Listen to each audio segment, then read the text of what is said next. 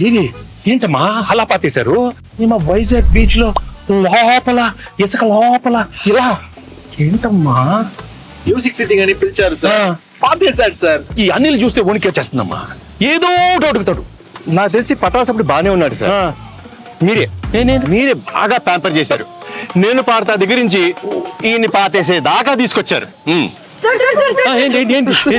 అక్కడ చూడండి.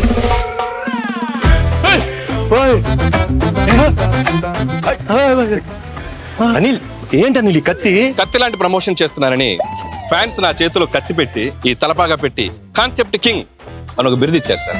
కానీ ఈ కత్తి చూడగానే ముహూర్తం రోజు ఒక కత్తి లాంటి ఒక వైరల్ ఐడియా చేయాలని. కానీ ఎన్ని ఐడియాలు నేనే ఇవ్వాలి? ఒక ఐడియా మీరు ఇవ్వచ్చు కదా. కత్తి లాంటి ఐడియా ఇస్తానమ్మా. అప్పుడు కత్తి మీ చేతిలో ఉండాలి సార్.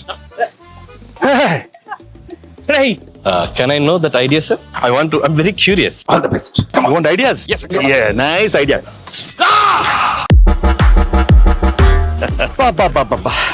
రావిపూడి రక్తంతో విజయ తిలకం దిద్దిన వెంకటేష్ గారు.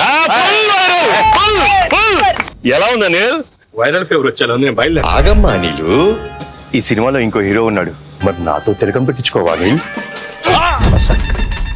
వీర తిలకం అమ్మాయిలు కదా పెట్టాలి. ఇద్దరిలో ఒక్కరు పెట్టండి ప్లీజ్. ఇద్దరం పెడతాం.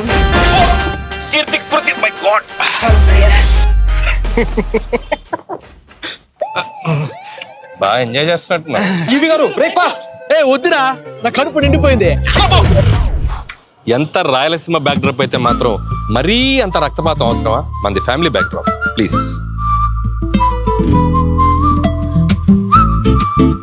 మేమంతా ఇప్పుడు కలిసాం, వచ్చే సంక్రాంతికి మిమ్మల్ని కలుస్తాం.